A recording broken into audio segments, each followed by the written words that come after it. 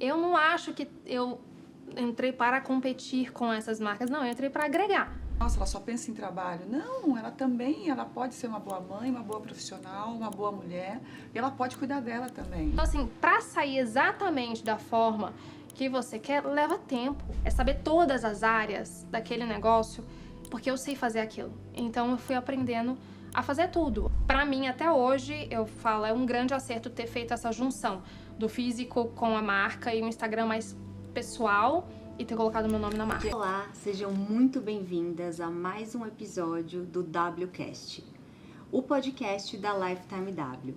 E a gente nessa temporada está desmistificando diversos temas que são relacionados à mulher. E hoje o tema tá quente. A gente vai desmistificar carreira e maternidade. Eu sou a Maíra Carboni, diretora de marketing e cofundadora da Lifetime W. Eu sou Fernanda Moura, head de planejamento patrimonial e cofundadora da Lifetime W.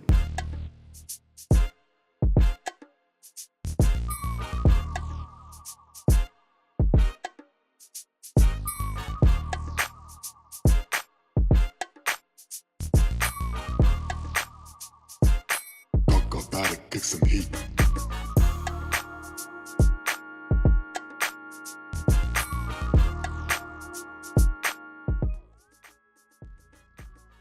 Na prática, maternidade e empreendedorismo não são sobre equilíbrio perfeito. São sobre escolhas, prioridade, rede de apoio e sobre construir um negócio que faça sentido dentro da vida real. E para compartilhar um pouquinho disso com a gente hoje, temos uma convidada extremamente especial, Maria Cavaleiro. Muito obrigada por estar aqui com a gente hoje. Seja muito bem-vinda. Obrigada a vocês, toda a equipe da Lifetime, Maíra, Fernanda, por me receberem. Delícia. E a gente ter esse bate-papo que vai ser maravilhoso. Obrigada. Muito obrigada. Vou ler aqui a sua apresentação para que eu não perca nenhum detalhe. A Maria é fundadora da marca que leva o nome dela, que tem uma proposta de alfaiataria atemporal e slow fashion. E, além de tocar essa marca do mercado de luxo, também é mãe e vai contar aqui pra gente o que tá por trás do que ninguém vê. As decisões, os medos, as renúncias e o que realmente ajuda a sustentar esse caminho. Ou seja, o lado humano da Maria.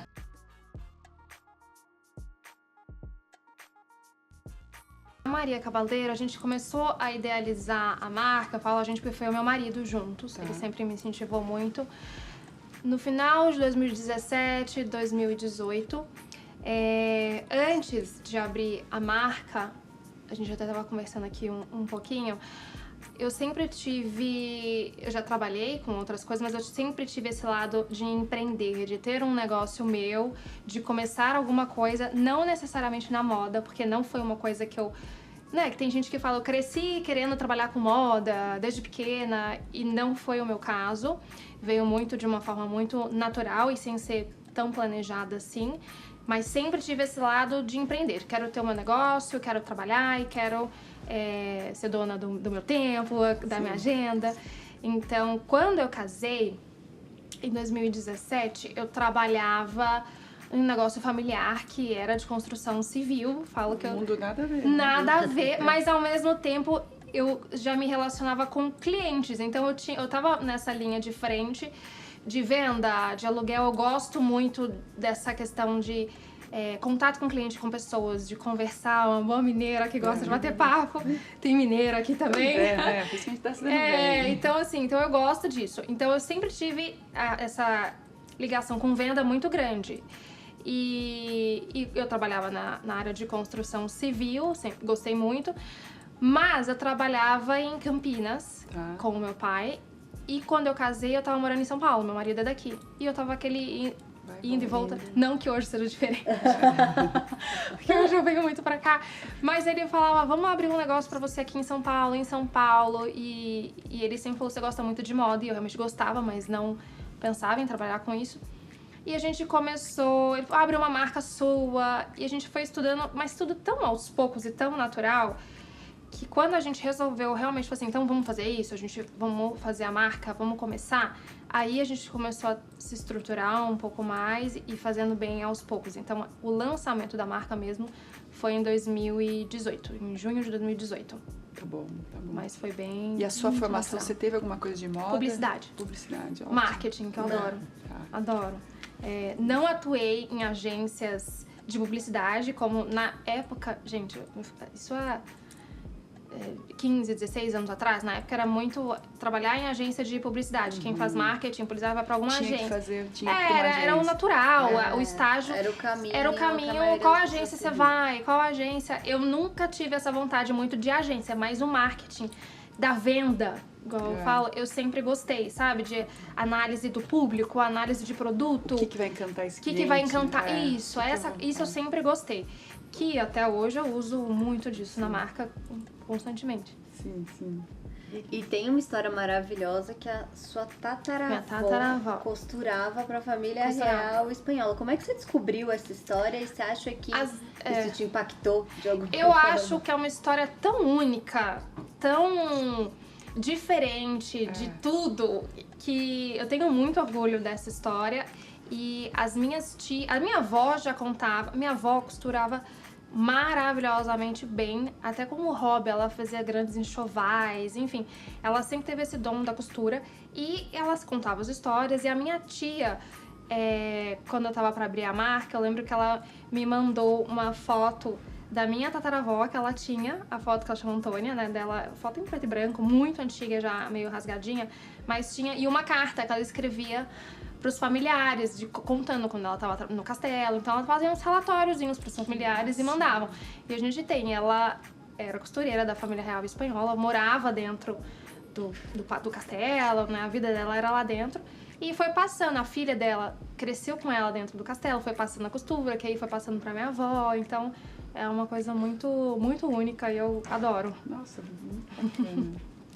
Gente, como é que foi esse começo, de vir, né, de Belo Horizonte pra São Paulo? Eu saí de BH, ainda tenho familiares lá, minha mãe tá lá, mas eu saí pra fazer faculdade em Campinas, porque meu pai mora ainda em Campinas, e eu fui fazer faculdade lá.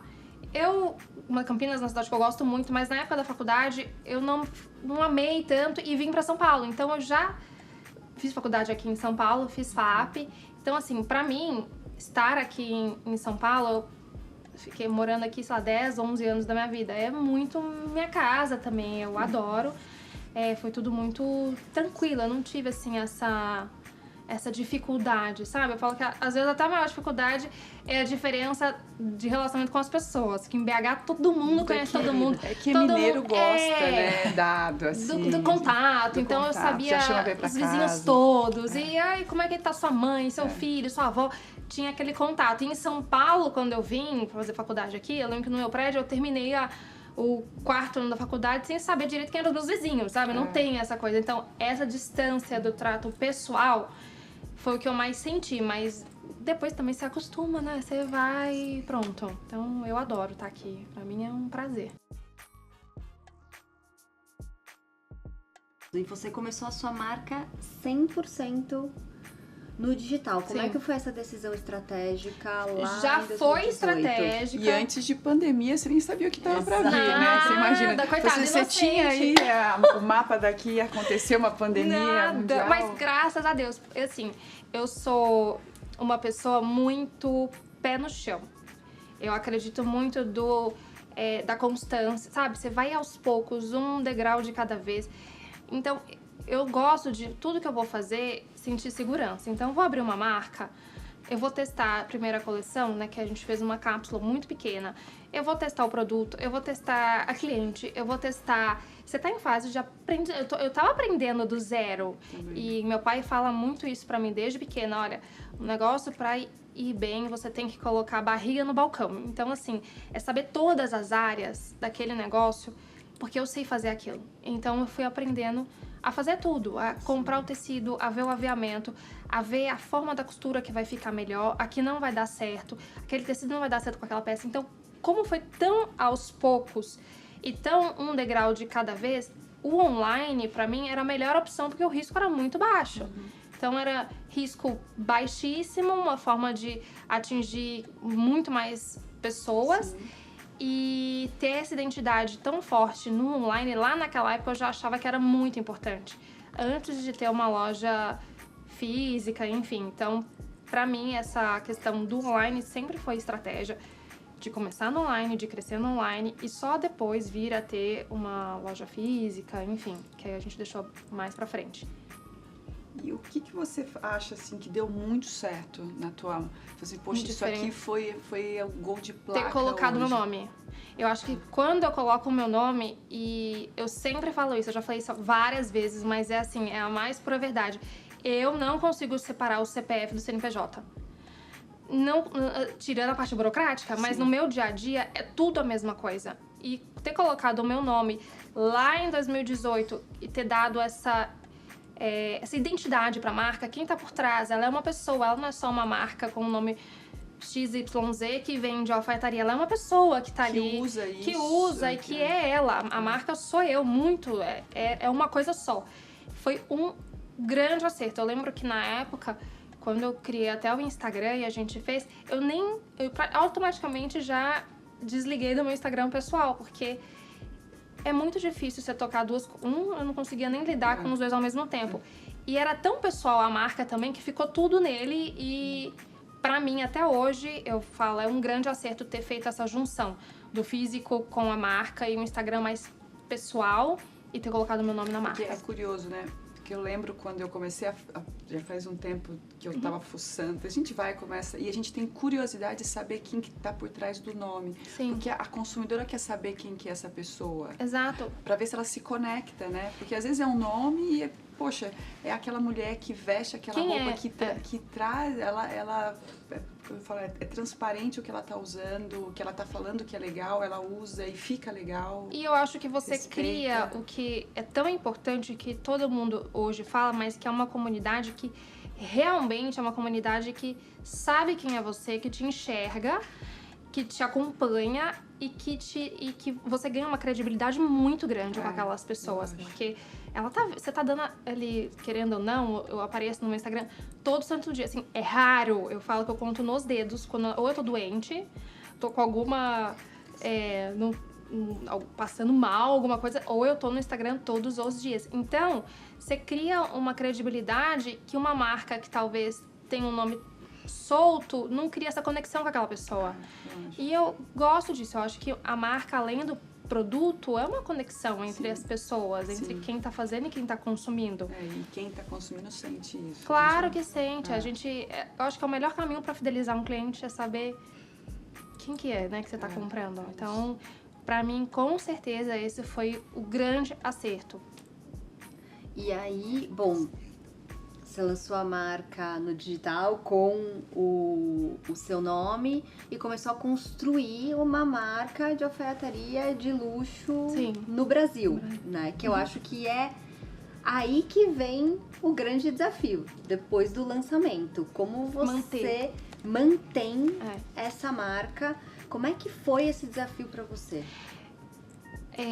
Quando a gente abriu o online, eu acho assim, eu tive uma grande felicidade de abrir uma época que estava tendo o boom das influenciadoras. Elas também estavam crescendo, elas também estavam conquistando o espaço delas. Já tinham começado há um tempo, mas elas estavam conquistando um espaço profissional, serem reconhecidas, né, hoje em dia como realmente um emprego, né, uma profissão. E elas estavam começando e eu também. Então, assim, eu fazia muita parceria com elas, lógico, sempre alinhadas à estratégia da marca. A gente sempre teve um posicionamento muito firme.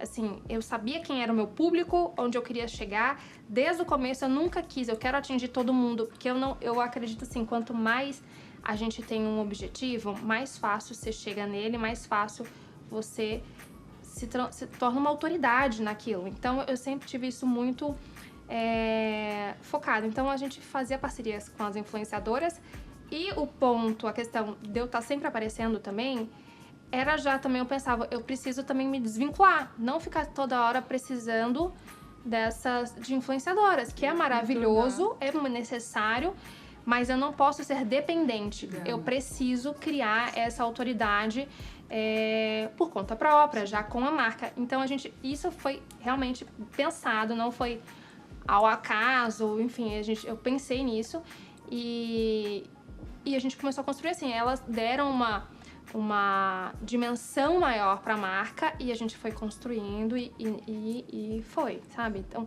a gente entrou muito na graça das pessoas, graças a Deus, que gostaram muito do produto. Então... E tava todo mundo aprendendo em 2018, né? Todo mundo aprendendo todo mundo digital. Aprendendo digital, assim, hoje as grandes influenciadoras também começaram Claro, nesse... era tudo muito mais caseiro, né? Até a Marina, que tá aqui, que ela trabalha comigo desde essa época. A primeira agência que, quando eu abri a marca, eu entrei pra uma agência pra me dar um norte de lançamento de marca, como é que a gente vai fazer, ativação.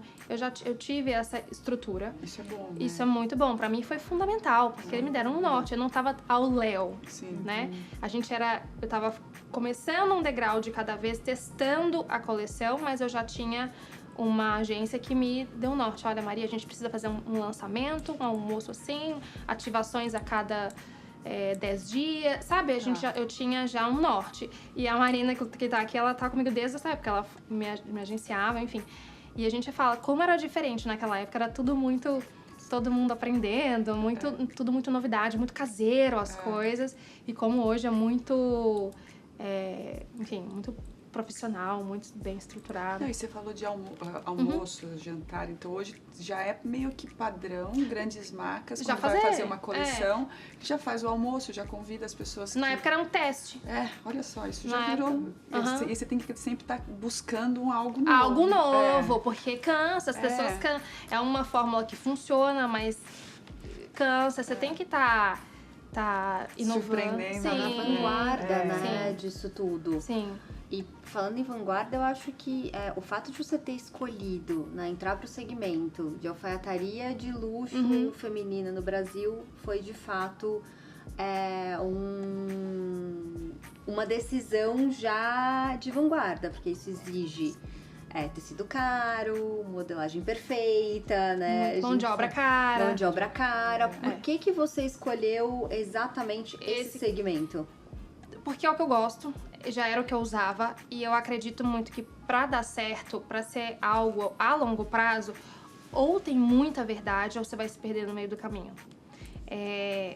Por mais difícil que seja, às vezes, mas é preferível correr o risco de fazer, igual você falou, nosso produto ele não é um produto barato, ele não tem um custo baixo, pelo contrário, e eu enalteço assim, muito a mão de obra da moda brasileira, porque é uma mão de obra muito boa, assim, de tirar o chapéu, que deixa muita marca de fora na hora que você compara, né? Porque eu gosto muito de virar as peças do avesso.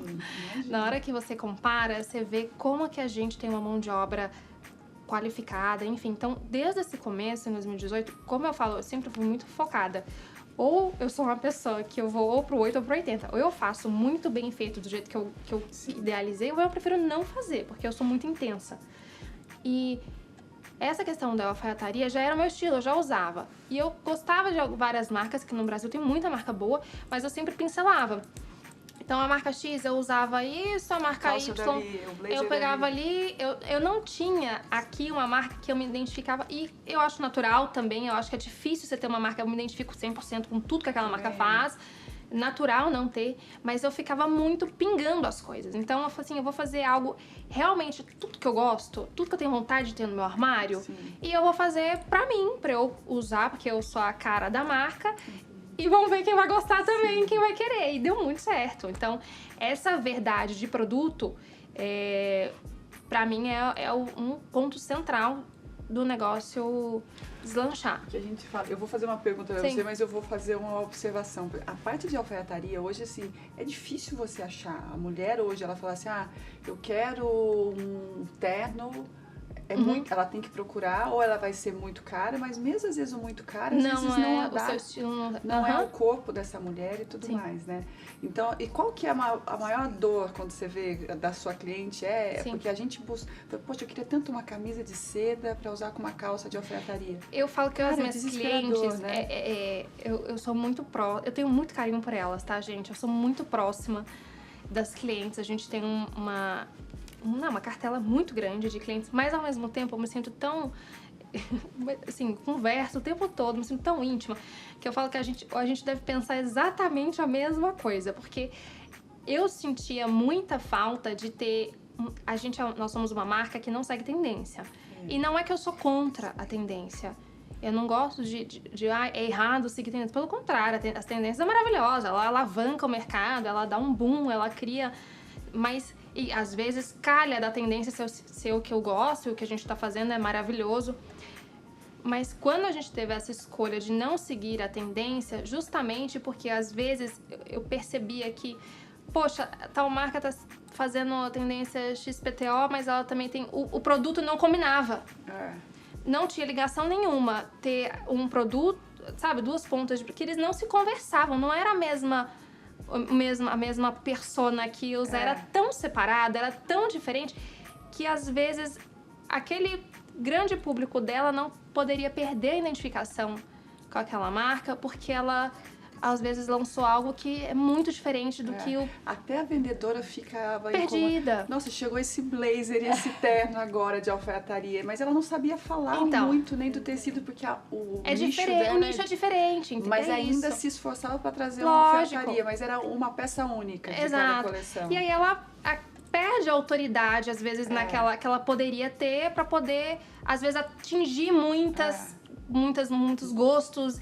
E quando a gente não foi nessa linha, igual você falou, as dores, né, da gente seguir esse segmento, porque é tentador. Eu não vou falar que não é. Eu lembro... Fazer uma moda. Lógico, eu lembro que na época da pandemia, teve um boom do tie-dye. Eu lembro disso. Que é Quem nunca teve um moletom de tie-dye? Então, deu um boom. E é uma estampa que eu não gosto. Eu, particularmente, eu não gosto, eu não teria. Sim. E eu lembro, até as minhas seguidoras, quando eu abro caixinha, de o que você acha? Elas sempre brincavam comigo, Maria, o que você acha do tie-dye? Elas já sabiam que eu não gostava. Mas eu realmente, eu não gosto do tie-dye. E foi um boom de todo mundo lançando tie-dye. Não, todas as marcas, né? E no mundo inteiro tinha o tal do tie-dye. E todo mundo, fulana tá vendendo tanto do tie-dye, porque você ouve, né, nos bastidores, fulana... Aí você fala assim, meu Deus, eu não tô fazendo tie-dye. E aí eu falo, aí a tentação é grande? Lógico que é. Mas eu ia perder completamente... Você ia perder a sua identidade. A identidade. Eu não ia vender aquilo. Eu não ia usar. Eu não tenho coragem de pegar, gente, olha que lindo isso. E eu tirar e não usar só pra fazer, porque tá todo mundo... fazendo. Você é tão próxima, né, das suas clientes, mas que elas iam perceber na hora. Que você não estava vendendo com verdade. Na hora, Isso então... ia quebrar, inclusive, esse vínculo de confiança que vocês têm, né? Super. Eu acho que antes do produto, da venda, tem a relação. Então, assim, isso pra mim não tem... Literalmente não tem preço. Essa credibilidade que a gente construiu há tantos anos e a intimidade com elas. Então... a tentação não é que ela não existe, ela tem. Mas se eu olhar a longo prazo é muito melhor, vale a pena. E falando em tentação, você também optou por seguir pelo slow fashion, né? Você tem lançamento de coleções mais espaçadas, que vai contra o que a gente vê, que é exatamente o fast fashion e todas as marcas que estão posicionadas aí. Como você compete com essas marcas? Eu não tenho a intenção nenhuma de competir. Eu acho que cada um tem o seu mercado. Eu acho que as marcas, elas podem coexistir. Eu ter a minha não significa que a outra vai me prejudicar e nem eu vou prejudicar a outra. Inclusive, eu sempre falo, quando alguma seguidor me manda coisas que eu sei que é uma tendência que vai passar rápido, eu sempre falo, gente, vai na Zara, você compra lá e mata a vontade. Aí, se você realmente gostar e for usar, você investe numa peça mais cara daquilo, mas pode ser que daqui 6 meses você já enjoou e não quer mais, e você gastou um dinheiro que depois você vai enjoar, entendeu? Que é diferente da alfaiataria. Exato. Você já viu alguém enjoar de um terno? Não tem. Não tem. Não existe. Não existe. Eu falo que o problema não é você comprar e ter as roupas. É comprar mal. Comprar mal, não usar. Então... eu não acho que eu entrei para competir com essas marcas, não, eu entrei para agregar. Eu sempre olho nesse lado de agregar, de ser uma boa opção, uma opção certeira, uma opção que ela não vai se arrepender, ou uma opção que ela vai combinar com o que ela já tem. Eu não quero que ela, sabe, entrar no guarda-roupa e só tirar tudo que você tem, agora só usa. Não, eu quero agregar, que ela somar no que ela tem. E a alfaiataria não sempre para mulher que está no mercado financeiro. Zero! Né? Ensinar a usar a alfaiataria. Ensinar no bom sentido, mas é trazer outras formas pro dia a de dia. usar. A alfaiataria é muito fácil. Gente, acho que é o estilo de roupa mais fácil da mulher usar é uma alfaiataria. Eu gosto muito. Evita erro. Evita erro, você tá segura. Você pode misturar. Eu gosto muito de fazer combinações. Eu falo do high-low, de uma calça de alfaiataria com uma camiseta. Eu tô de camiseta hoje, um blazer e um jeans. Eu amo isso. Eu amo misturar. Você não precisa estar sempre... Sempre de blazer e calça. Coloca uma camisa e uma calça de alfaiataria, um couro e um blazer, sabe? Você dá pra transitar e deixar a alfaiataria leve. Porém, você não vai enjoar. Você vai conseguir usar uma mesma peça de muitas formas. Então, e durar. E a peça vai durar. Então, isso que a gente, né, que eu gosto, e por isso que eu falo que eu não vou competir, sabe? Cada uma tem o seu espaço. Não tem Você falou uma coisa assim, a gente fala assim, peças de alfaiataria são peças para a vida, né? Então, assim, eu vejo muito como um investimento. Total. E aí, o caro, essa palavra não existe, né? Se você entrega qualidade, um caimento impecável, eu acho que você ainda tem essa não é uma reclamação, um ponto assim, preocupação de precificar, na hora de precificar uma peça. Zero, assim, mas zero mesmo. Eu sou muito tranquila na hora da precificação. Porque eu considero um fator bom para nossa marca muito do preço justo. Eu não quero tirar vantagem de ninguém. Eu não quero, eu poderia cobrar talvez 2 vezes mais caro, eu poderia, mas eu não sei, eu gosto muito daquela... O preço é justo, eu tô pedindo o que vale, pronto, então se vale isso, nós temos nossos custos, a mão de obra é muito caro, o tecido é muito... Mas assim, eu acho que às vezes as pessoas não têm noção do custo de uma mão de obra, de um blazer, de uma peça de couro, de qualidade, né? Lógico, de qualidade, de um jeans, na hora que você vai fazer um jeans, é muito diferente, porque que tem o meu olhar sobre aquela peça, tem a modelagem, tem as provas de piloto, tem as provas de lavanderia, que às vezes você vai testar, você não tem noção quantas vezes. Uma prova de lavanderia leva mais de 30 dias. Então, assim, pra sair exatamente da forma que você quer, leva tempo. É igual você falou, é slow fashion, é tudo tempo. Não é, olhei um modelo, eu quero esse. Não, a gente constrói o produto. Não é um produto pronto. Então, que seja a regata de tricô, as ondinhas, qual que é a largura de uma ondinha para outra? Qual que é a altura de cava? Qual que é a altura do decote? Como é que vai estar na barra? Vai estar o ponto da costura? Então, é muito trabalhoso. Então, eu não tenho nenhuma preocupação na hora de precificar, porque eu sei que é o que vale. Entendeu? Acho que a preocupação seria você cobrar algo que não vale. Aí, talvez a pessoa teria uma certa... Eu tenho zero. E a marca foi lançada pré-pandemia e aí veio a pandemia. Sim. Quais foram os maiores desafios que você teve durante a pandemia e também os maiores aprendizados desse período? Graças a Deus, na época da pandemia a gente era só online, não tinha loja física. E na época, meses antes de estourar a pandemia, a gente já sempre foi convidado a abrir em shoppings. E pra mim, um dos maiores shoppings aqui de São Paulo tinham convidado a gente foi conhecer a loja. E eu tava assim, nossa, eu tava muito feliz, porque é um shopping que tem anos de fila de espera pra entrar naquele shopping. E eles era um ponto bom, a gente poderia entrar já quando quisesse, assim, eles queriam a marca lá dentro. E eu falando com meu marido, será que a gente vai? Mas eu ainda não tinha segurança pra ter uma loja em shopping. Eu sou muito cautelosa com cada passo. Eu falei, muito Pedro, mineira, né? Muito, a gente come quieto, vai nas beiradas. Exato, calma. Um mais, vamos ver o que vai dar. Então, e meu marido, será que a gente não vai? Eu falei, amor, eu vou com calma, não tô segura. Acho que ainda não é a hora. E veio a pandemia. Então, assim, graças a Deus, a gente não foi. Seu feeling também, né? Feeling. Graças a Deus a gente não foi. Então, quando estourou a pandemia, nosso negócio era muito online. Eu tinha uma estrutura muito enxuta. E o mercado online na pandemia foi muito bom. Eu não vou... se eu falar que eu sofri com venda na pandemia, eu não sofri. Porque as pessoas Você queriam já tava consumir, posicionada mas ela já também. sabia Elas como já operar. sabiam, eu já sabia que ia ter um atraso para receber o produto, mas o meu custo era baixo, porque eu não tinha estrutura grande de loja ou de escritório grande, eu tinha uma equipe muito pequena, então o custo era baixo. Eu já estava com os produtos muito encaminhados na hora de receber. O que eu fiz na pandemia, a gente antecipou o aviamento, porque eu fiquei com medo de ficar sem, então a gente comprou aviamento, zip, enfim, botão, essas coisas. Eu comprei, antecipei uma quantidade.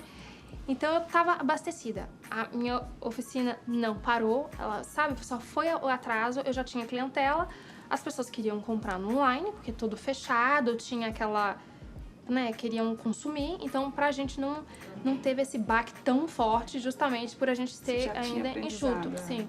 Pra quem tá de fora desse mundo glamuroso, a gente acha que o mundo fashion tudo é Glamour, tudo é lindo. glamour, são flores e tudo mais. E existem as dificuldades e os perrengues que a gente, a sua consumidora nem imagina, né? O que hoje a Maria sofre como empreendedora hoje? Ai, gente, eu falo que as dificuldades aparecem todo dia. Meu marido ainda fala, toda sexta-feira, 5 da tarde, aparece algum problema que você não consegue resolver. Aí acabou com o final de semana, porque você só fica pensando nele. Então, não é só na sua casa. É todo lugar, é todo lugar. Pois é isso, né? Sempre na sexta-feira. Mas hoje a gente sofre, mas não é só nós, acho que é o mercado. É um mercado que a gente depende muito de vários setores. Então, você não consegue controlar, você tá fora do seu...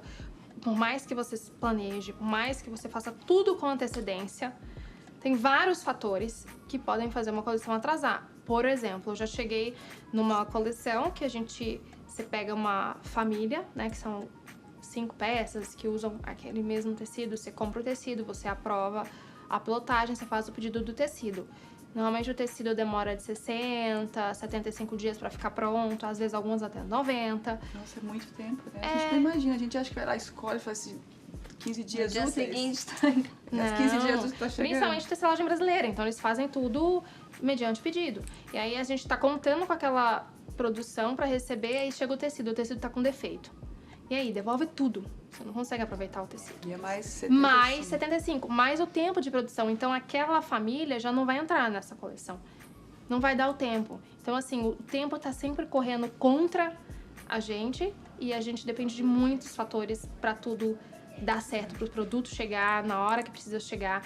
Então, isso é uma grande dificuldade, sabe? Essa questão de tempo. E teve algum erro operacional que você já cometeu no passado, falando, não, agora isso não vai mais acontecer? Já aprendi esse, eu não Olha, faço eu já mais. tive erros, mas é por isso que eu sempre falo até com a minha equipe de estilo, eu falo assim, gente, parece que quanto mais a gente antecipa as coisas, às vezes eu falo, não adianta muito, mas já teve épocas que eu acho que eu vi essa questão de tecido, poxa, eu poderia ter visto isso antes, pra não dar o problema, se der algum erro, eu ter o prazo de arrumar.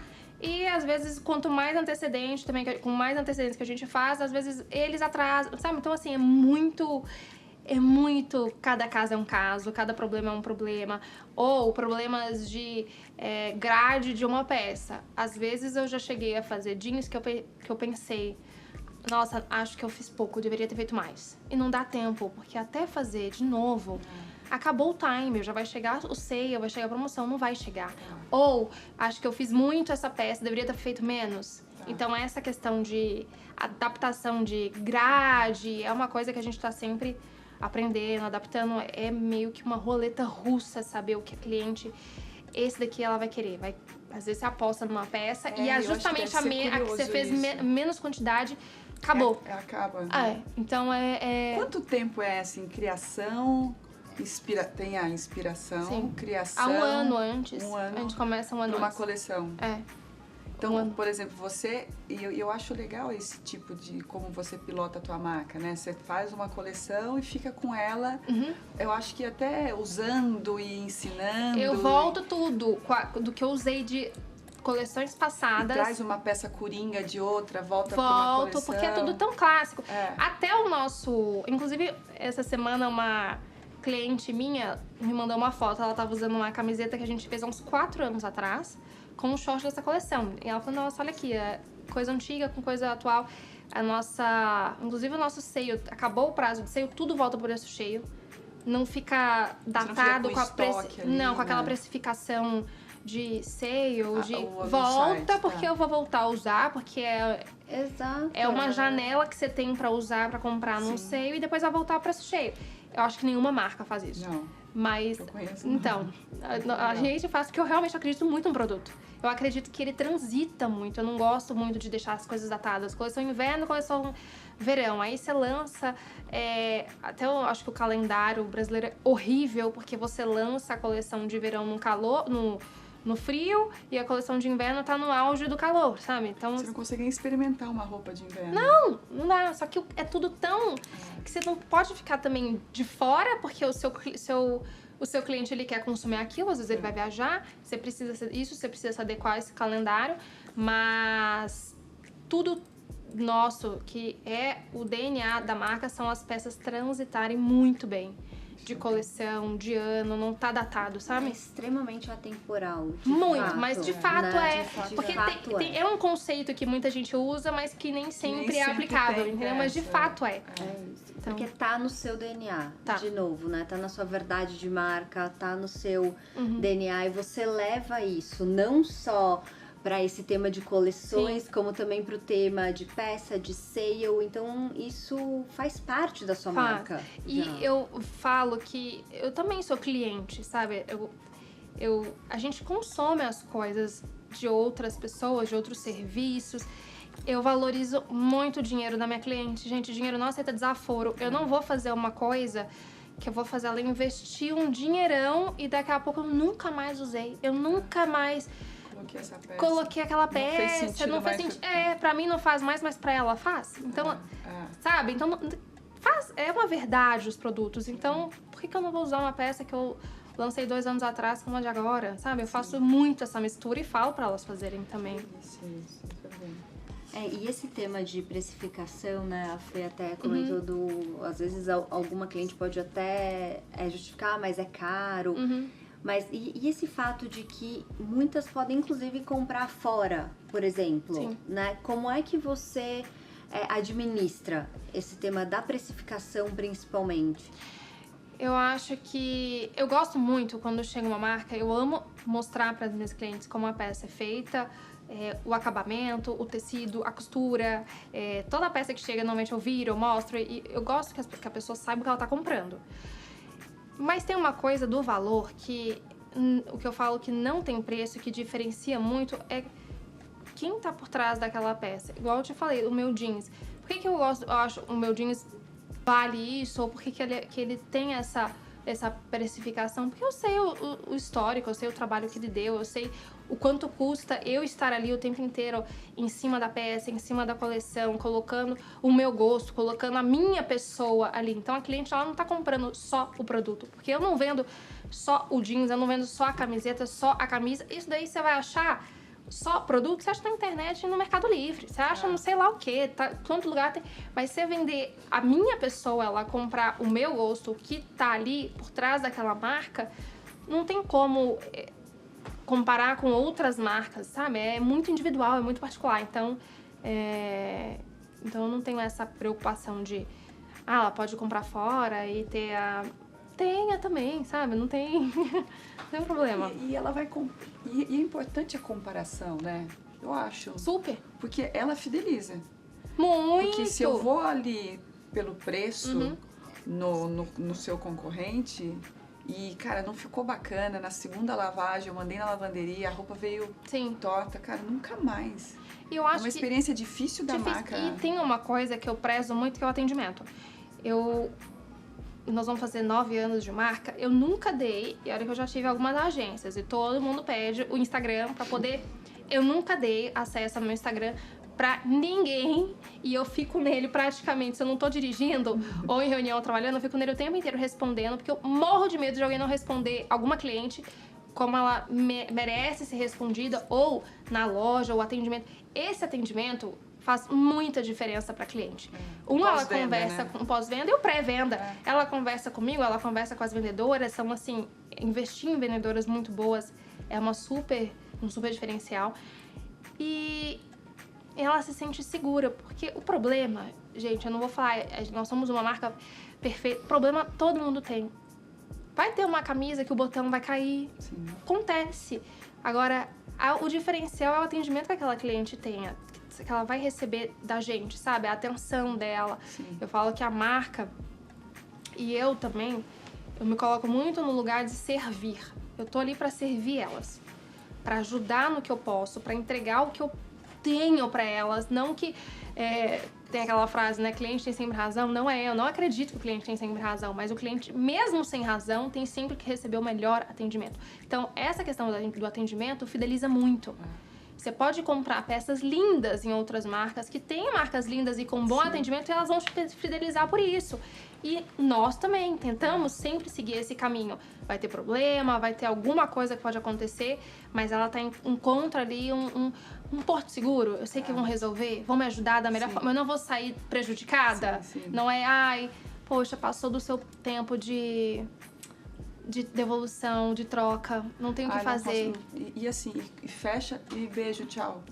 No WhatsApp. Ai, ela tinha um crédito, passou do seu tempo de usar um crédito, agora não pode. Gente, eu também sou cliente, Ai, você faz isso desculpa, comigo? Fê, não pode. É isso. Ai, mas tá tudo bem. Ai, bom final de semana. Beijo. Não, as coisas entram muito no automático. É. Hoje o varejo, ele tá no automático. E precisa humanizar, né? A gente Precisa, gosta, são né? pessoas que estão ali.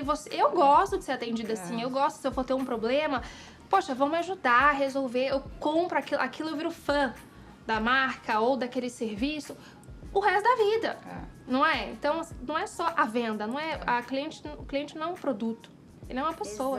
Exato. Eu dou aula exatamente de experiência do cliente no luxo, né? Numa pós-graduação do mercado de luxo. E o que a gente fala, o que eu sempre falo nas minhas aulas, mercado de luxo é sobre gostar de servir. É isso. Se você não gosta de servir, Nem entra. não vá para o mercado de luxo, né? Porque você precisa gostar para poder olhar aquele indivíduo como um indivíduo, né? Como um ser humano. Sim. E atendê-lo da melhor forma possível, todas as necessidades, ter a escutativa. Então eu acho que esse conceito que você trouxe é fundamental para quem está no mercado de luxo. Se você não gosta de servir, não entra. Nem entra. Essa coisa do blasé, que tem um pouco da moda. Ai, fulano é blasé, né?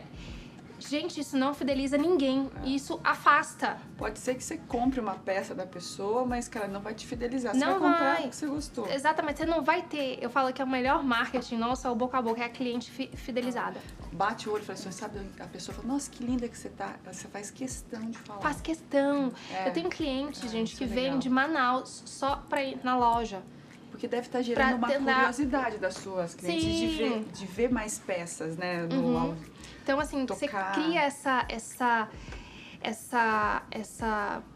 relação que é além da venda, gente. É um lifestyle 100% meu, é o que eu vivo, é tudo meu tá ali. Na loja, aí a decoração é minha casa. Minha casa é a loja. A loja é exatamente um reflexo da minha casa. Os tapetes, os móveis de marcenaria, tudo. Você entra na loja, você vê, a casa da Maria é assim. Então, inclusive até um fato, quando a gente abriu a loja, a gente contratou consultores, enfim, depois, né, a gente pode falar disso, mas todo mundo falava, eu mostrava o projeto da loja, que quem fez foi o Paulo Azevedo, que pra mim é o melhor arquiteto, assim, do mundo, e tem um gosto muito similar ao meu, e as pessoas falaram no mercado, nossa, mas você não quer fazer uma coisa mais minimalista? Mais, assim, uma arara curva, um tapete, um móvel... Tá tão em alta, um móvel curvo. A pessoa já falou, tá tão em alta. Exato. Eu não sou... Depois eu sou contra, assim, eu sou totalmente... Tá tão em alta, e tá bonita, mas tá alguma coisa assim... Eu falo assim, Pedro, eu não vou mudar uma vírgula, não vou mudar. Aí você olha, realmente a nossa loja, ela é muito única. É muito diferente, sabe? E a pessoa que compra a nossa marca, que foi lá pra conhecer a loja, que já era cliente, ela vai entrar na loja e vai falar assim, nossa, realmente é ela. Eu entendi, não é só a loja com o produto, é tudo, sabe? Então é muito... Eu acredito nisso, eu acredito nisso. Eu falo de uma coisa de fidelizar, né? A Maíra falou do negócio de servir e a escutativa, né? hoje quando você tem um retorno, mas quem te serve, né, sabe o teu gosto, te conhece. Então, e a gente fala muito aqui no mercado financeiro e a gente vai para... Eu acho que o mundo é assim, quanto mais eu te conheço, melhor a minha entrega para você. Exatamente. Então, cada vez que eu conheço a Maria, chegou a coleção, eu falei, Maria, tem 5 peças aqui, você não é pra você ficar com as 5. Exato. Mas assim, cara, é tua cara, experimenta que vale a pena. Cara, isso pra mim, acabou. Eu vejo como... E de fato é a cara. E é de fato é a cara, não é aquela coisa assim, a mesmo. Fernanda vai usar um vestido laranja curto, drapeado, não é isso. Aí eu falo assim, não, isso não vai dar. Não, e a gente faz muito isso. Quando chega a coleção, eu tenho clientes, algumas, que elas até brincam, Maria, é porteira fechada. Lançou, eu quero tudo. E eu sempre falo assim, eu tenho uma cliente super especial que manda, Maria, o que você acha dessa e dessa? Eu falo assim, olha, eu falo, olha, Rô, essa... Você já tem uma muito parecida que a gente tem, mas essa blusa vai combinar com uma que você tem, que eu lancei há 2 anos atrás, que vai entrar super bem. Então você linka as coisas com o que ela tem, Gente, pra ela combinar. É muito gostoso ouvir ela sabe a verdade que não é especial. só a venda. Eu tô pensando no que ela já tem também, pra agregar o guarda-roupa dela. Pra criar novos looks com o que ela tem. Exato. Acho que é um respeito, eu gosto. É um respeito, é isso. E só é possível, ao meu ver, fazer porque a gente é muito concentrado. A gente é uma equipe focada, é tudo muito caseiro, que eu digo, sou eu que tô à frente. Então, quando se expande muito, são muito grandes grupos, você perde um pouco dessa essência. Então, graças a Deus, a gente consegue manter. Quando eu fui na loja, me chamou muito a atenção, a vendedora, ela sempre falava, não, porque quando a Maria fez essa camisa... Ela pensou nisso. Aliás, eu estou na inteira de Maria Cavaleiro, mas ela falava, ela pensou nisso. Não tem como você humanizar mais do que isso, né? Cada peça, ela ia me explicando o que estava por trás, o que estava na sua cabeça, né? Na hora que você pensou. A Marcela, ela faz uma super curadoria de bolsas de luxo, ela tem um grupo de orientação para bolsas de luxo. Ela foi na minha loja há umas 3 semanas atrás. Aí ela tava provando, eu tava com ela lá, ela provando vários looks, ela provou uns 10. Aí ela saiu do provador e falou, Maria, e eu nunca tinha falado isso. Maria, posso fazer uma pergunta? Eu falei, pode. Dela, você faz suas blusas pra mulher sempre conseguir usar um sutiã? Eu falei, aham. Todas. Aí eu falo, porque eu me incomodo tanto quando eu tenho que trocar o sutiã pra entrar. Todas as blusas que eu vou fazer, ela é a cava pra não aparecer o sutiã. Aqui, se você colocar ele um tiquinho, você vai conseguir usar o mesmo sutiã. Eu tô provando várias blusas que tem modelagem diferente, mas aqui eu sempre... Falei, e é pensado, não é à toa, não é coincidência. Realmente é pensado. E eu falei, nossa, você percebeu? Que bom. Que bom, Maravilhoso. E agora a gente vai entrar no tema central do nosso podcast. A gente vai falando. Mas eu acho que foi importante esse começo para todo mundo entender que no meio disso tudo. Que você estava fazendo, você virou mãe. Né? Conta pra gente, a gente sabe como que a maternidade muda a vida de uma mulher. Como é que foi pra você esse momento? Olha, tenho certeza que eu ainda tô aprendendo. Eu não acredito sempre naquela divisão certinha. Pelo menos eu, Maria, não consigo fazer isso. O tempo certinho do filho, da casa, do trabalho. Tem épocas que eu tô muito mais dedicada ao trabalho, tem épocas que eu tô muito mais dedicada pra minha casa, pro marido, pro meu filho, de acordo com a necessidade, mas muda muito. Você tem agora, não sou eu lá trabalhando 24 horas por dia, voltando, né, sem hora, a hora que quer, sem rotina, sem nada. Então, essa questão do filho é uma bênção. Eu falo que filho sempre é bênção. Filho não é pedra no sapato de mães que trabalham, pelo contrário, ele vem pra somar, ele vem pra te ensinar muito, mas tem aquela questão da culpa também, que eu me sinto o tempo inteiro culpada, o tempo todo, ou que eu tô me doando muito e deixando um trabalho, ou você não tem aquela paz, eu tô plena. E não vai existir. Difícil. Não existe. E tudo bem, quando você aceita, tudo bem, eu acho que você fica mais leve, porque quando você não aceita e começa a se culpar muito e comparar, porque a gente olha, eu consumo conteúdo na internet também, então eu olho pessoas, eu falo, nossa, como é que ela dá conta? Na verdade, ela também não dá conta. Não dá, mas você vai equilibrando da forma que se vira, que dá. Graças a Deus eu tenho uma rede de apoio muito boa. Eu acho que isso fundamental. eu acho que é o ponto número 1. Eu acho que toda mulher... Você tá em paz. Com quem que seu filho tá? Quando eu tô aqui, com quem o meu filho rede tá? de apoio, né? Então, se ele tá com uma pessoa que eu amo de paixão, que é a babá dele, que tá com ele desde que ele nasceu, se ele tá com ela, eu trabalho, minha cabeça tá em paz pra eu trabalhar. Vai tirar a minha culpa? Putz, eu podia estar com ele? Não. Mas eu consigo fazer o que eu preciso fazer bem feito, com Ele tá bem. a cabeça tranquila, porque ele tá bem. Ele tá bem. Mas isso, assim, não tem...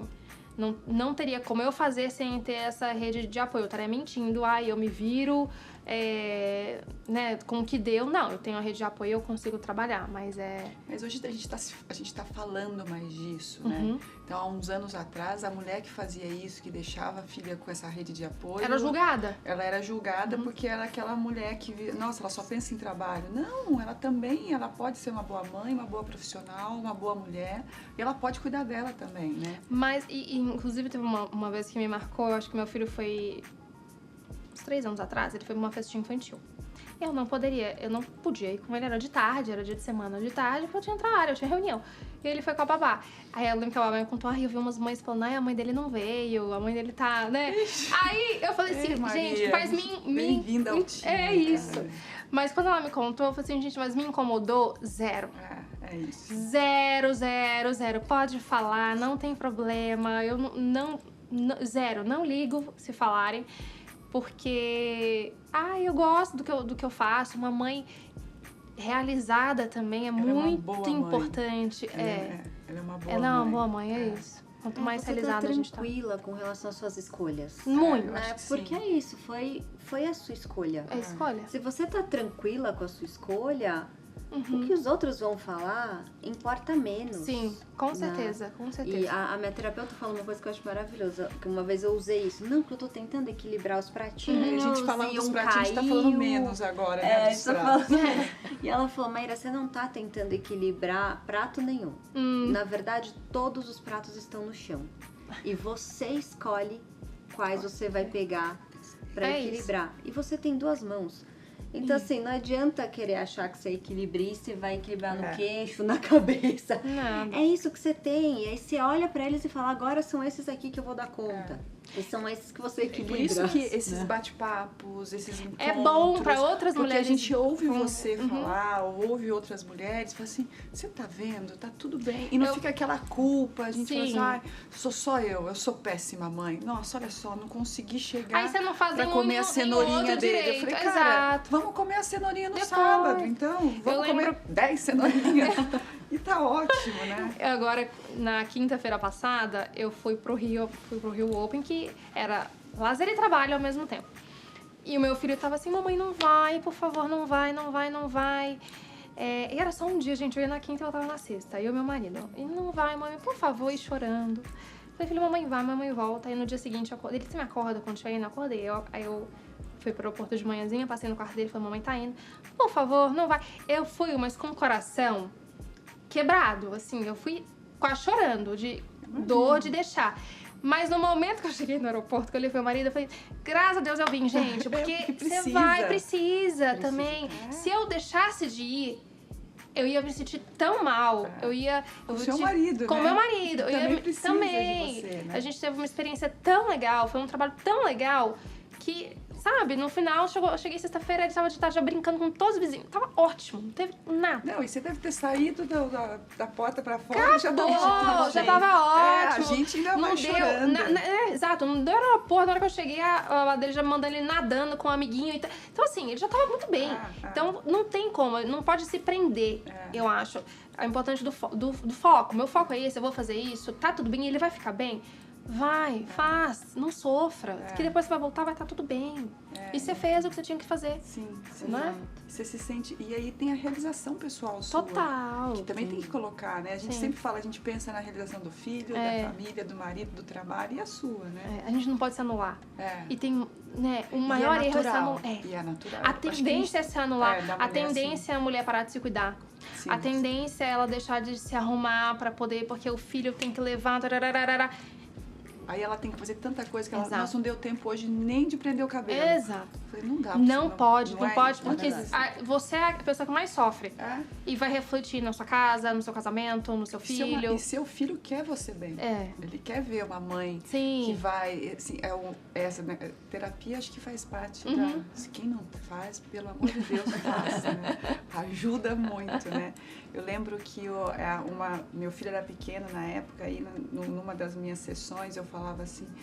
Mas, Fernanda, ele acha bacana ter você saindo de casa, indo trabalhar, voltando. Você está dando exemplo. É isso. Isso é exemplo, é assim que também se educa. Uhum. Para buscar algo, para conquistar algo, vai ter um suor, tem um esforço, Ele tem um sente sacrifício. um orgulho.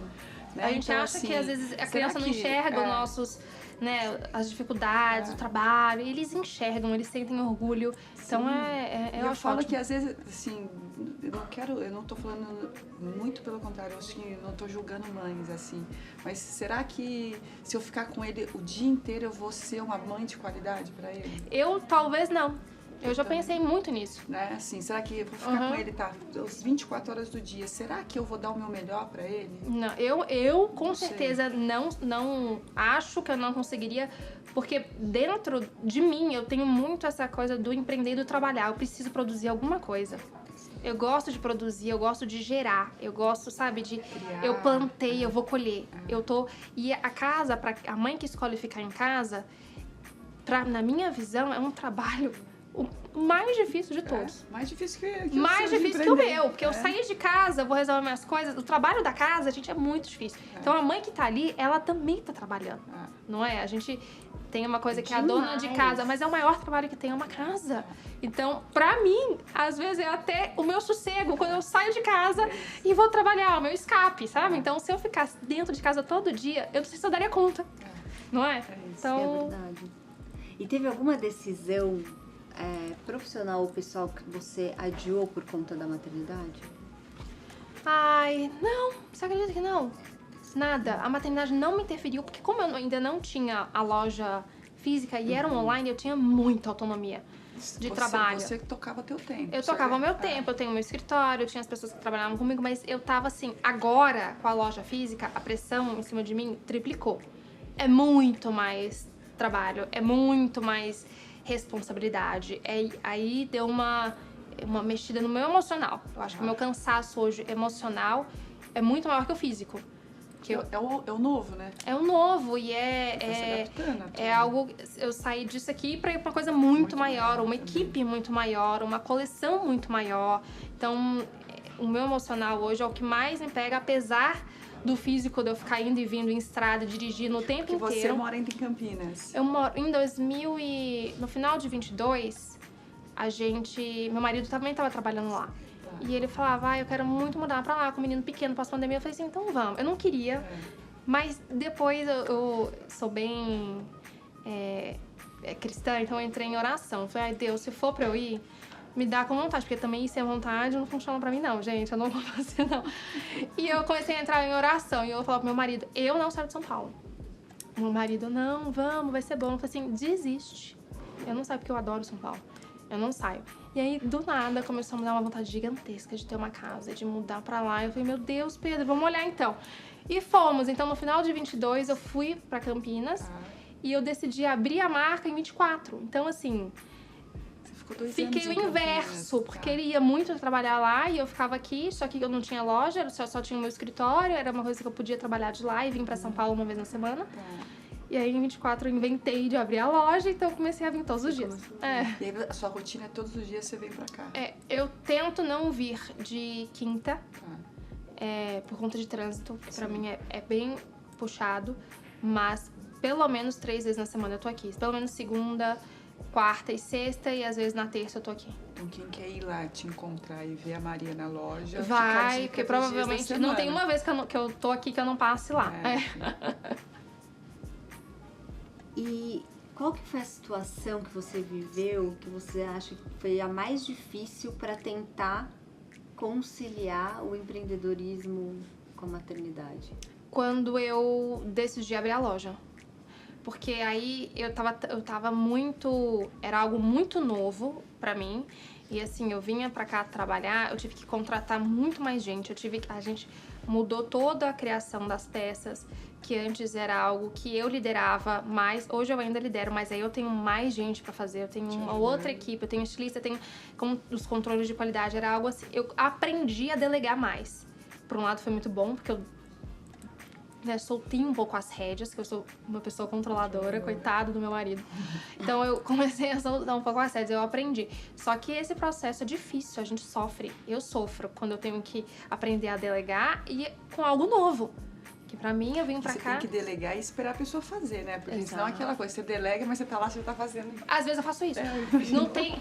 Se eles vão ver, não tem uma vez que eu falo, gente, alguém checa isso aqui, no segundo que eu mandei, eu vou lá e eu checo. Aí eu falo, já chequei, porque eu tenho 220 interno, é muito forte. E quando eu abri a loja, o meu filho, a maternidade, ele ficava lá. Assim, inúmeras vezes eu voltava pra Campinas, ele já tava dormindo, eu não via. Aí eu saía de manhã, às vezes muito cedinho, ele não tinha acordado. Então, essa parte pra abrir loja, eu me senti muito ausente. Isso foi o que você abriu mão para poder dar esse passo grande aí na tua... Nessa vida pra estruturar tudo, então eu sofria um pouco. Esse dia a dia com ele, né? Que você se apega, né? Então, e ele tava escolinha, então eu sofri um pouco, mas depois também já entrou no eixo, já acostumei e vai. Maria é muito prática. Muito! Eu sou prática. Extremamente prática. Assim, eu acho que até demais. Muito bom, muito bom. Mas se não funciona. Eu sou muito prática, até pra briga, pra problema, é assim, então pronto, vai o que dá pra fazer. Mas tem e o que você fala assim, tipo, isso é inegociável comigo, isso eu não abro mão? Eu acho que se fere meus princípios do que eu creio, enfim, eu não abro mão de jeito nenhum. Você mantém isso? Mantenho. Eu tenho o que eu acredito. Se for o lançamento, se a coleção da vida sua, não, você não tá dentro dos meus princípios. Não tá dentro do meu princípio, seja coisas da marca, seja eventos que eu precise ir e fere o que eu acredito, eu perco. Prefiro perder não, na verdade eu ganhei, na minha visão eu tô ganhando. Mas eu não... Te livrou. Me livrou, é um livramento. Livramento, eu não abro mão de jeito nenhum. Esse é o típico não sem culpa. Sem zero culpa, pelo contrário. Pelo contrário, é um não feliz da vida. E a Maria quer ser mais... Vai vir mais filhos? Pelo meu marido, a gente tava no quarto. Olha o Pedro. Eu até sei o nome dele já. O Pedro, o sonho do Pedro é a casa cheia. E eu também gosto, porque eu tenho muitas irmãs. Então, irmão é bênção, eu adoro. Mas tenho vontade. Lembra da parte do oração? Estamos em oração. A hora que Deus colocar no meu coração muita vontade pra ter o segundo, eu tenho na hora.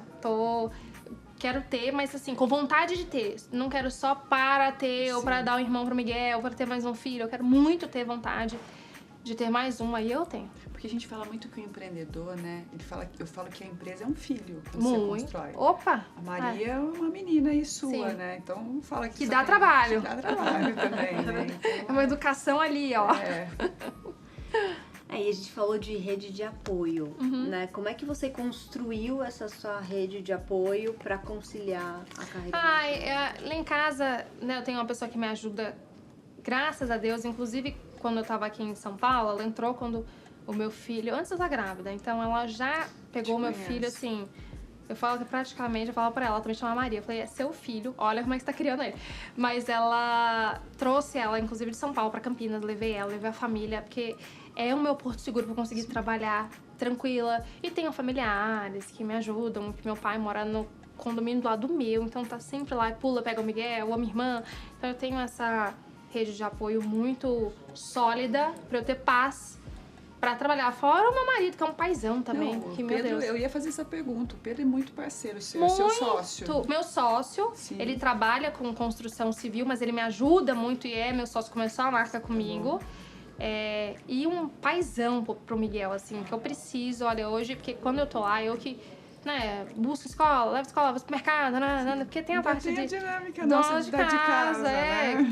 Que eu tô todo dia mineira, eu tô todo dia numa padaria ou no mercado. Nossa, ela é muito mineira. Eu sou apaixonada por padaria. Então, eu tô mineiro é viscerado. Não, você fala de uma padaria. Paulista mesmo. Não, as pessoas falam assim, você vai na minha casa, onde você comprou isso? Eu falei, fui em tal lugar. Eu falei, mas dá tempo? Eu falei, não, porque eu vi na internet, eu fui lá no lugar e comprei, tipo, rosca.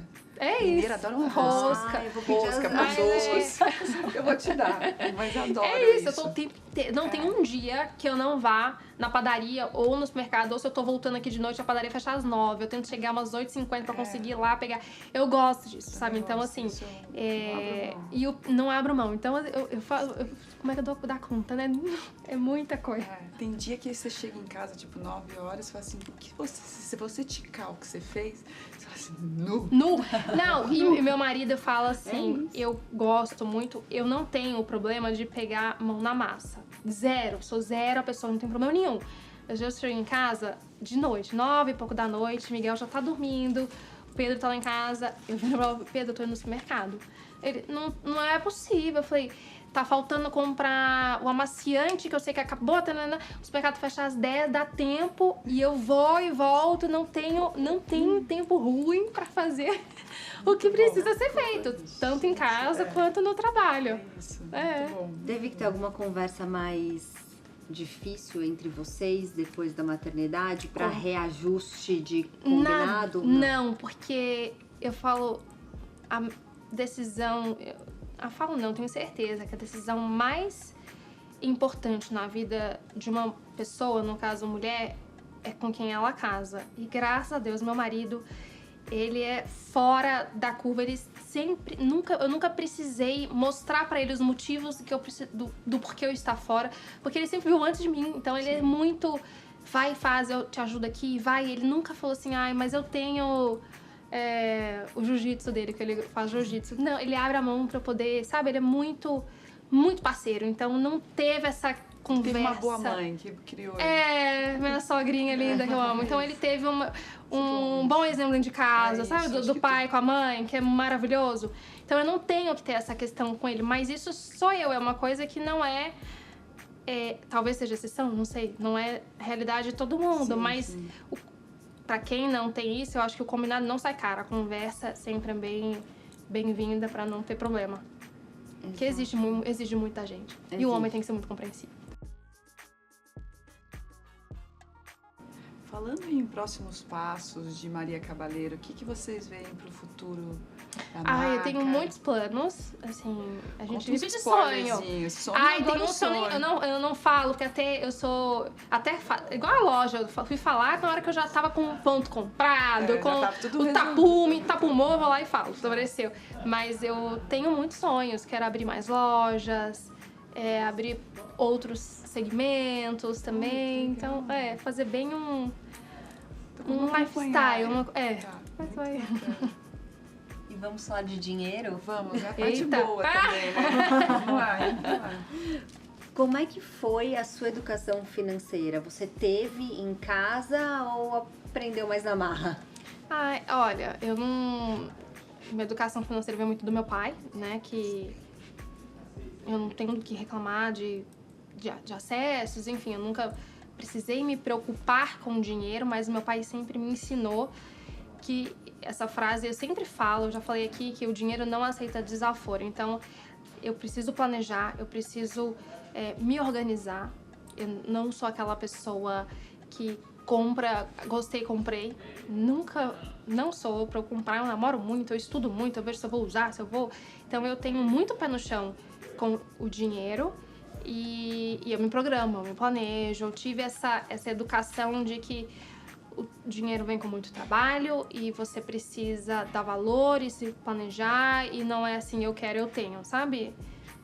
São exceções, porque a gente, assim, o brasileiro hoje não tem educação financeira, né? A gente Sim, vai a aprender. gente não tem na escola, A gente não não é? tem na escola, o Miguel vai ter, Então, o filho da Maíra vai ter, o meu filho vai ter também, mas assim, já tem um pouquinho, já tá tendo, acho que uma poeirinha aí do que é educação financeira, mas a gente fala assim, no mundo hoje ainda existe um tabu muito para a mulher tomar as rédeas do dinheiro dela, né? Muito. Então sempre ela delega pro pai, pro marido, pro irmão, ou pro gerente de banco dela, ou pro assessor dela, simplesmente ela só delega. E ela não participa, né? Nada, porque ela fala, poxa, isso aí é complicado, isso aí eu tenho outras funções, eu tenho mais os pratinhos para gerenciar. E a gente fala muito de conhecimento, né? Sim. O quanto é importante a mulher conhecer cada vez mais para ela Eu acho que ela entender mais o dinheiro dela. E trazer segurança também. E liberdade, né? Conhecimento é igual a liberdade. É. Quando você sabe como que funciona, você não precisa, igual aqui, eu acho que vocês fora da curva com esse atendimento à mulher. Porque é difícil a mulher se sentir acolhida por outras, que entende a sua dor, que entende o que você passa, que entende a sua dificuldade, o seu medo, às vezes a sua insegurança de aplicar algum dinheiro que você tenha. E a sua insegurança de perguntar, não entendi, Fê. Não. Será que dá pra explicar de novo? Exato. Tá tudo bem. Porque assim, o que a gente sente muito aqui é que às vezes a gente tem um pouco de vergonha de falar que não entendeu. Não Cara, sei isso, como é que eu não sei. funciona. E tá tudo bem. Às vezes eu sou muito boa numa coisa e o dinheiro é essa parte mais frágil, né? Então, quando a gente pergunta hoje para mulheres inspiradoras como você, como você se lida com essa parte financeira? E é uma exceção. Eu acho assim, eu sempre tive esse muito pé no chão com dinheiro, que da onde que veio, enfim. Mas a parte financeira, se for pagar de investimentos, eu comecei a aprender muito com meu marido, que ama saber de investimento, de bolsa. Então, eu via ele, eu aprendia um pouquinho ali, mas eu fui tendo muito mais conhecimentos sobre aplicação e o que fazer quando que rende, liquidez e etc. Depois que eu abri a marca, depois que eu construí o meu. O seu, né? Isso, aí sim eu comecei a entender um pouco mais. Ainda leiga, aprendendo, mas com muita certeza de que a informação te dá segurança. Exatamente. Vou continuar falando de financeira. Teve alguma falha, algum erro financeiro no começo da Maria Cabaleira? Poxa, isso aqui, cara, não faço mais. Eu acho que uma coisa que a marca, como a gente começou pequeno, a gente sempre deu lucro. Eu nunca tive graças a Deus. É difícil, mas eu falo que é exceção porque... E aí, por isso que eu falo da importância de começar aos poucos, porque se tiver uma queda pequena, o lucro também vai ser de acordo com aquilo que você colocou, mas você vai... Não dá um passo mais do que tá. Às vezes eu vejo gente que abre a marca já com tudo pronto. Com 20, 30 pessoas na equipe, o escritório, a área disso, a área de RH, mas ela ainda não tem o caminho das pedras, ela vai aprendendo. Então a chance pode dar muito certo? Pode, mas a chance do erro também é muito grande.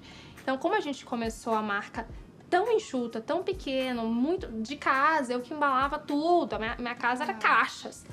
Não tinha espaço para meus móveis, era assim, um aparador era onde embalava as compras, sabe? Era muito nós. Então, foi gradual. Então, eu não tive essa vou investir, putz, perdi muito dinheiro com isso, eu aprendi que isso não dá, sabe? O que eu perdi, porque teve erros, às vezes eu fiz uma peça que, não sei, não ficou tão legal quando eu achava, mas foi pequeno, foi pontual, não foi nada que mexeu com o balanço da empresa, sabe? Então, assim, foi bem pontual. E até hoje, é assim, por isso que eu falo, a gente demorou aí 6 anos pra abrir a marca, pra abrir a loja física, mas vindo muito dessa cultura de, aos poucos, pra não ter grandes erros, grandes perdas e colher lá na frente, sabe?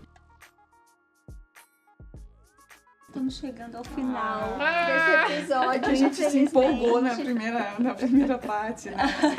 Nossa, demais, foi maravilhoso. Mas antes da gente terminar, a gente vai fazer um bate-bola. Eu faço uma perguntinha, a Fê faz uma pergunta e aí você responde ali em 1, 2 palavras, cada uma delas. Essas são tá boas. Bom? Tá.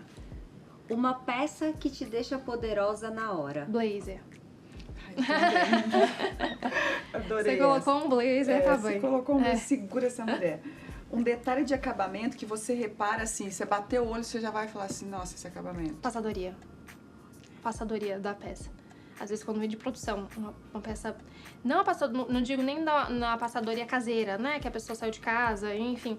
Mas a passadoria de produção. Quando eu vou nas lojas... Eu reparo muito. Que a peça não tá bem passada.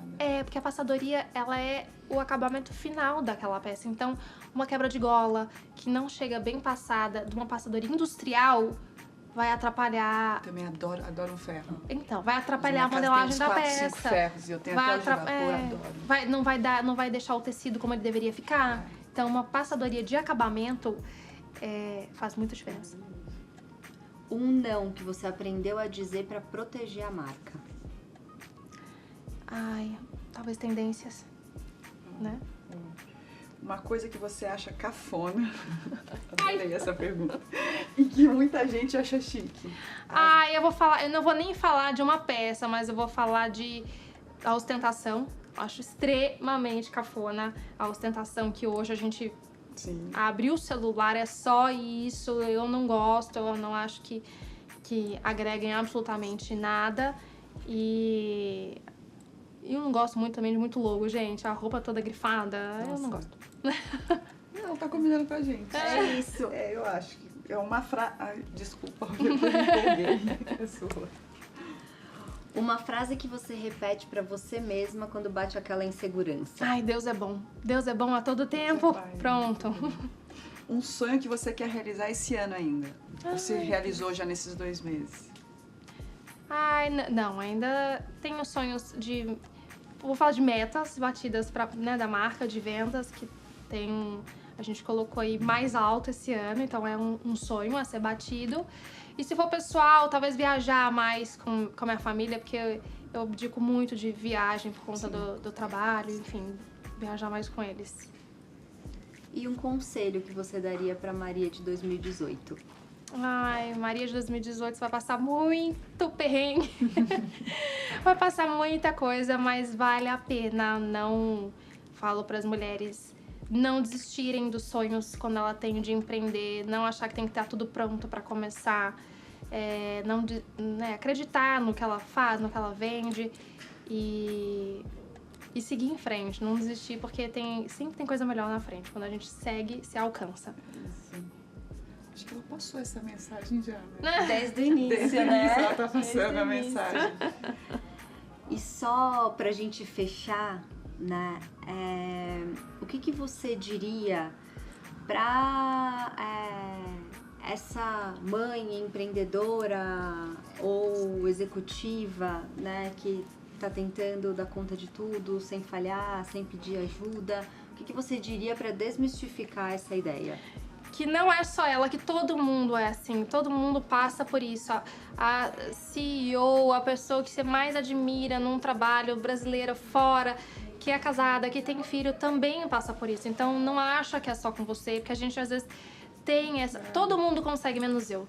Todo mundo alcança do vizinho sempre mais verde. Não é. Aquela pessoa também, às vezes... tá abdicando de muita coisa pra estar ali, que às vezes você ainda não precisa abdicar, entendeu? Sim. Então olha, meu marido sempre fala pra mim, quando me dá o desespero, ele sempre fala, olha o copo meio cheio, não olha o copo meio vazio, baixo, olha cheio, então olha pra tudo que você tem. Começa aos poucos, também não sofra pra começar, que quando a gente quer investir, começar um negócio que seja leve, com prazer, os problemas vão vir, calma, mas tem pra tudo, né? Entendeu? Isso. E você falou um ponto importante, né? Tem que ter tudo isso pra começar o negócio. Não tem nada. Talvez não é assim, né? Às vezes é começar o pequeno e ir crescendo ao longo com musculatura, né? Com capacidade, pra não sofrer. É isso, a gente sempre acha que, fulana deu certo porque ela já começou com tudo pronto, porque ela já tinha relacionamento com todo mundo. Não é assim, não precisa ser assim. Basta começar, não é? Basta ter força e foco. Muito obrigada. Obrigada a você. Nossa, conversa incrível. Amei. Foi maravilhosa. Para quem quiser te seguir nas redes sociais, onde essas mulheres te encontram? Meu Instagram é Maria Cabaleiro Brand. A loja fica no Cidade Jardim, primeiro piso. Vou amar receber todas. Adoro pra gente tomar um café e conversar muito. Pra mim foi um prazer. A gente também convida pra ir lá, porque é maravilhosa. Obrigada. Faz muito sentido ir até lá. E para você que é mãe, que está tentando conciliar tudo, eu espero que esse episódio tenha servido para perceber que a gente não tá sozinha, que a gente não precisa dar conta de tudo sozinha. Esse foi mais um episódio do WCast, um podcast que é feito por mulheres, para mulheres. A gente agradece muito a sua atenção até aqui. Por favor, curta, compartilhe, leve essa mensagem para mais mulheres e a gente se vê na próxima.